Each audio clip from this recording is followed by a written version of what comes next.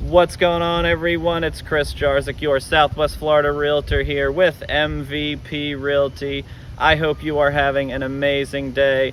I certainly am. The sun is shining. It's about 80 degrees here in Southwest Florida. What more could you possibly ask for? Wait, what? You've been asking for a beautiful 3-bedroom, 2-bath, 2-car garage pool home with a metal roof, newer AC, one-of-a-kind landscaping with assessments in and paid for $450,000 in this market? You've got to be kidding me. Well, I'm not kidding. I am here at 3704 Southeast 2nd Avenue. The beautiful home you see behind me on the market definitely will not last long. I'm going to take you guys on a quick tour and put some music on. I'll put all of the specs in the description box below.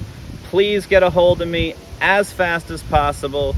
This is a one-of-a-kind house. It will not last long. I'll catch up with you guys after the tour.